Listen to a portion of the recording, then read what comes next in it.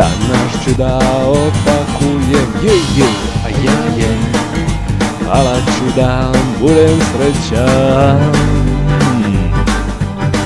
Kinder sve. Ćao mali moji znatiželjni drugari, baš me zanima šta danas koka daje. Nestrpljiv sam, moram brzo da ovo izvadim sve.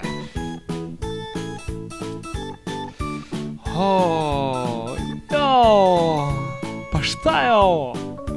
Nisam siguran da znam koja je ovo životinjica. Evo, mnogo je slatka u kesici spakovana.